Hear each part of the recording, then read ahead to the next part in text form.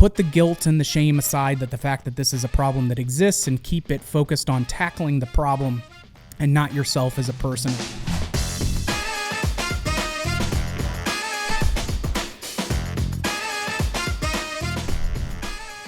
Hi, I'm Russ, and this is the Memory Makers Podcast, the show that helps you create amazing customer experiences and make more memories. Memory Makers Podcast, ding ding ding ding ding ding ding ding ding ding ding. Because for those of you who recognize Under Pressure, today's episode is going to be about getting unstuck and how to take on big problems. And in honor of that, I'm wearing my Zen hat, my Taylor Creek Fly Shop hat, where I'll call myself a fly fisherman. I use a fly rod to catch fish occasionally, but there are certainly others that are better at it than I am. But this is my little reminder hat when I'm, working on problems and reminding, okay, there are a lot of little repeatable steps that you can do well to make the whole thing kind of come together. So I thought it was appropriate for the topic today. So excited to dive in with you guys. Feeling stuck as a leader can be frustrating, and we all will deal with it continuously because, it's an indicator that, hey, I'm not getting progress on an issue that I want to see progress on, or I feel like I'm running out of ideas of how to tackle this. And so I wanted to have this episode be a couple of things. One, recognize and reframe that for what it is, where, hey, this is an opportunity to get better, and you may have put yourself on an island with this thing, or the landscape has changed and we have to deal with the new reality on reality's terms. But how do we make forward progress despite feeling stuck? And so we'll also have a couple of books and a couple of thought exercises that have been really impactful for me and our teams here on how to start bringing some clarity to an issue and then coming up with ways to start tackling that. And so the very first issue, as I just kind of alluded to, is we have to get clarity and focus on an issue if we're feeling stuck. And that starts with defining that problem and clearly identifying what's causing that stuckness. Is this repetitive challenges? Are we seeing the same thing come up over and over again? Or is it have we just kind of gotten stale? We haven't done any kind of new innovation or presentation to this? Is it a drop in team engagement from good habits that we have just kind of drifted away from, or we've had changeover from the team and some of that tribal knowledge has gotten lost? And so when we're defining this problem and getting clarity on the issue itself, I always recommend folks starting with, okay, bring me data. Where and how can we start to analyze the performance so that way we can go beyond just surface level, well, this isn't what I want it to be. Let's look at the data over time. Let's look for declines or plateaus or patterns to help pinpoint where and when these problems start. And if there's a pattern to them, okay, great. We can start to anticipate those and we can start working into it a little bit deeper. The first book that I will recommend, and I've recommended it before, but for those of you who haven't heard this, Keith Cunningham's The Road Less Stupid is a phenomenal book to help you identify the root causes when it comes to issues. And there's strategic thought exercises. There's tons of stuff in there. It is literally one of the most recommended books I can put out there because it is just absolutely fantastic. And when you're getting into these root issues, a lot of times the surface level stuff, we only go so far deep and we stop short of kind of drilling down a little bit further. And we'll get into some exercises like we talk about, but it's definitely a phenomenal resource as you're really trying to get down into, okay, do I have enough data to make an informed decision, and how do I actually start to look at that data instead of just the end result? The other piece that I remind folks with is, hey, we've got to remember to challenge these assumptions and the negative, head talk that can kind of come with this. Don't assume that you just know what the problem is. Gather that data, like I mentioned, and approach the analysis with an open mind. And be sure to start bringing in other team members, because you may have a vacuum kind of perspective on this or a tunnel vision look at it, or you're not as close to what the actual root problem is to understand ways that you can start to positively impact it. And one thing that is always just helpful throughout all of this is put the guilt and the shame aside that the fact that this is a problem that exists, and keep it focused on tackling the problem and not yourself as a person or a leader thinking that you're just supposed to have all of these answers. So the last thing when you're gaining clarity and around what the issue is revisiting your vision. Sometimes it's a drift of, hey, has this gotten deprioritized, or have aspects of this issue gotten deprioritized because we've failed to connect it back to the why or the deeper meaning, and translating into our minds, hey, we do this because it impacts X, which impacts Y, which now gives us the true end result that we want. And so sometimes a little bit of drift can happen, and that's okay, but give yourself grace as you're kind of disrupting the stuckness as we get into it. For step number 2, the piece that I start to look at then is, okay, here's where we start to think that this problem is, and we have an idea with it. You also need to make sure, like I mentioned, that you're not making that within a vacuum. And so you need to make sure that you're realigning with the market and the customers continuously. So sometimes the drift can be internal, with the team not being as engaged or connected to the why, or we just never thought of it, or the landscape can change. Sometimes those external pieces can be the market is shifting, the customer expectations are shifting, the labor landscape is shifting.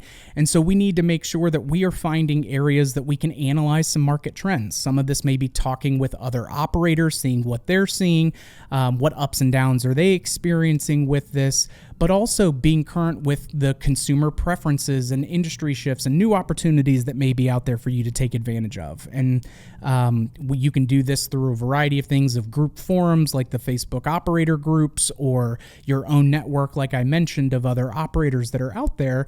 But being able to understand what external changes are happening, what preferences and customer experiences and how those are growing and evolving by going to trade shows, going to educational events, all of that is going to kind of continually feed into your hopper of problem solving and allow you to kind of take on this with fresh perspectives. The other thing is as you start to identify these problems, and you start to try to realign yourself with the market, going to these events helps get you exposed to a lot more outside variety beyond just what your internal team members may be seeing close to the root problem as well. So we highly recommend that.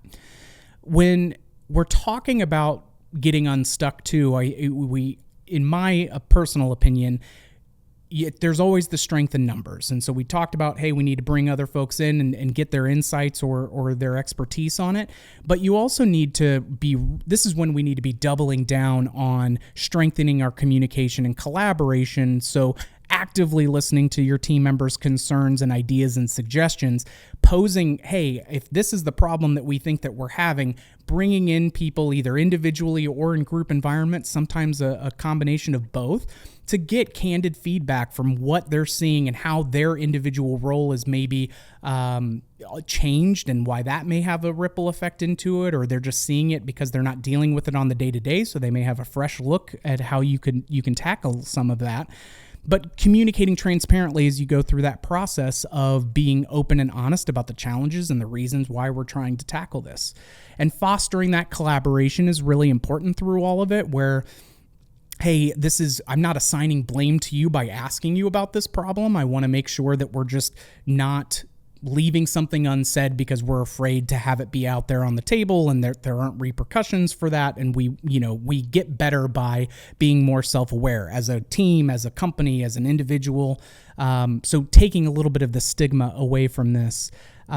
And remembering that this is, like I said, about growth and not fault. So this is an opportunity to crack this code and get better and avoid that self-talk, like I mentioned, of this should just be something that we're already doing, or we've tried to take this on before and we've gotten lackluster results, or any of that. So I always try to remind myself and my team members, hey, we're not going to knock something out on the first punch, right? Like, there are 12 rounds in a boxing match. There are 5 or 3 rounds in a UFC fight, and so as you're dancing with this issue, there's going to be hundreds of jabs and attempts and different ways of angles of attack that you're going to come at these types of problems to get unstuck.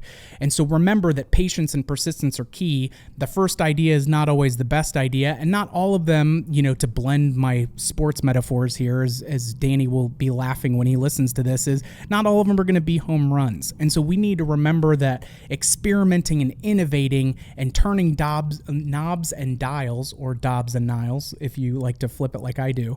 The, working on those things a little bit to get those compounding effects like we've talked about are really important, and finally focusing on celebrating the small victories and milestones along the way as we put in these SMART goals and set new key performance indicators closer to the root problem as opposed to the end result. So that way we can, be rewarded, ourselves and not just getting lost in, oh my gosh, this is going to take 6 months to get it to where we want it to go. Okay, well, what are you going to do for the 6 months? You're not going to go 6 months without celebrating any wins. Like, how do we break this down into those smaller steps, and how do we celebrate those as we go? So a couple of different thought exercises when we talk about taking on these challenges. There's one exercise that I've continually found to be very informative, especially in getting to the root cause. And so Keith Cunningham talks about this in his book, and there's, it's in lean manufacturing approaches and all sorts of things. But this first one is known as the 5 whys. And it talks about, hey, we're going to state the problem. So for example, the machine stopped working, and then we're going to ask why. Did the machine stop working? We're going to get an answer, and we're going to ask why that answer happened, and we're going to step and repeat that a number of times to help get us past and peel back the layers of the onion to get to that root cause like we were talking about. So, for example, the machine stopped working. Why? Because the motor overloaded. Why? Because the motor was drawing too much power. Why? Because there was a short circuit. Why? Because the insulation wires were damaged. Why? Because the wires were rubbing against a sharp edge. Well, now the machine stopped working because the wires were rubbing against a sharp edge. Now that's something much more tangible that we can fix and we can start to bring attention to. And so that 5 levels of just getting down and asking yourself why multiple times, or at least 5 times as you get into some of these things, is a really helpful exercise because, one, it helps identify multiple points of failure, potential points of failure that could be happening, and that you're not just going, treating things on the surface only and then continually facing the same problems over and over again. One thing that I would recommend folks to do is, if you're doing this 5 whys and you're maybe tackling this exercise in a group environment, would be to do a quick Google on the Ishikawa diagram, which is a great visual breakdown of the 5 whys, and also starts to break it out a little bit broader than people, processes, and products. Like, it has some subcategories additionally that can really start to help you visually map where this could go, because one of the limitations that can come with the 5 why is that it's subjective to the people that are participating in it, and it can be superficial if you're not actively trying to, kind of take this on with gusto, right? You can kind of get the sarcastic, well, it's because it's crap. Like, well, great. We now cease to go further down and actually identify the root cause. We've only gone one layer. So the Ishikawa diagram is a great visual tool, especially in a group environment where you're trying to kind of demystify the complexity with this. Another really great exercise that I have found to just help us kind of flip and find a new perspective is the reverse thinking technique. And so this is something where, hey, if we have an issue, how would we consider to intentionally create or worsen the problem, which can then help us uncover hidden assumptions or generate unconventional solutions? So for example, if you're wanting to increase your sales, how do we increase sales? Sales aren't where they need to be. Well, in the reverse thinking model, we would start to ask, hey, how do we decrease sales to reveal potential weaknesses or missed opportunities? We could make less calls. We could offer less options. We could charge less. We could spend less on customer service or engagement. And so then you take those 4 or 5 different things, or whatever the list is, and then reverse those and explore how those flip scenarios could be potential solutions. So, okay, if we wanted to decrease sales, quote unquote, we could make less calls. Okay, great. Well, the opposite of that, and we flip it back into a positive, is by making more calls. Now that's something that we can do. It can be a little superficial. Maybe it's the level of engagement that we have with that. Maybe we need to be charging more. Maybe we need to be spending more on customer service to kind of pair them back with those previous examples. And this really helps to start just break down some of the mental barriers and like I said, uncover some of those hidden assumptions. And the process of exploring the negative scenarios can really help take away the fear of failure in a group environment and kind of destigmatize it. So that way we can just have everything on the table to start tackling that. And so those are two really helpful, low cost and group oriented activities that I found to be really effective for us as we're trying to kind of unstuck ourselves, for lack of a better word. And we're going to have an over under on the number of times I say unstuck, Mike. But, a couple of things, like I mentioned, that just food for thought as you're looking at these two exercises is the subjectivity. So the quality of the analysis depends on the knowledge of and the experience of the people that are asking these questions. So if you're doing it in a group environment, you've got some team members who maybe don't have as many reps as you do. Don't be afraid to kind of push it a little further and go a little deeper and bring up additional pieces as you're working through those. And like I said, if it can be superficial, if it's not taken, kind of analytically and really trying to use some of the data to justify like, hey, this is what we think it is.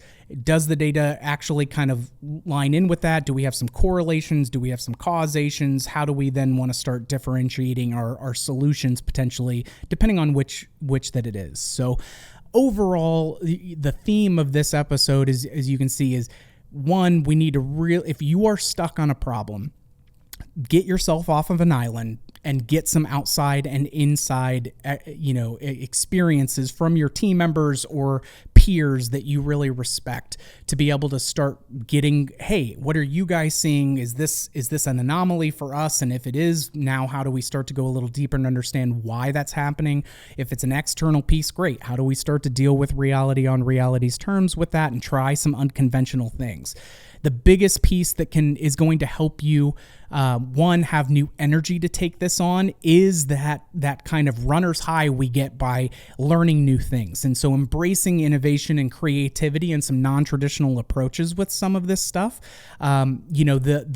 if you're trying to increase your birthday party bookings, right? Hey, it's really easy to say, hey, we just need to make more calls. We need another person on here to be able to do it. That may be one portion of it, but then because that's going to be something new, like how do we infuse new life into how we're engaging them to, solicit for more birthday party traffic or what have you. So it gives you a little bit of a refresh to bring in new thoughts and ideas, stay connected to your why as you're going with it, but using that why as your North Star, putting the shame and guilt aspects to the side and recognizing, hey, this is about experimenting and being creative so that way we can be better. Those are the things that are going to really help be the buoy that lift you up a little bit and not getting bogged down with the tyranny of how. That stuff will come and go with it, but those things, it's just so easy to get stuck and be in a rut and turn that into autopilot and kind of shove it under the bed.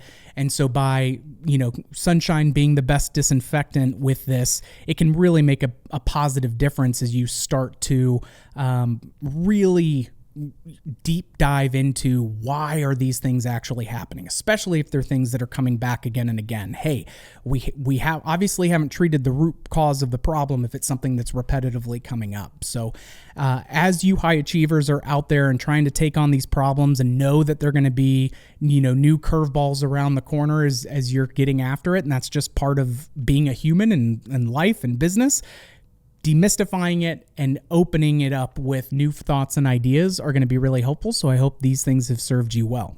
With that, that's where we're at for this episode this week. Be sure to check in next week for an interview that we're doing with Michelle Gruning from Action Lab Leadership. Really excited for that with her. We've got more awesome content coming through on all the weekly episodes, so check it out wherever you get your podcasts. If you like what you heard, please don't hesitate to give us a 5-star review. Hit that subscribe button. We really appreciate it. And if you have any ideas for future episodes, hit us up on social media, and we'll be more than happy to start rolling that into the next topics and diving in with gusto with you. As always, big shout out to Mikey Mike on the ones and twos working the Ultranet for us. And thank you all for joining us, and we'll catch you on the next one, Troublemakers.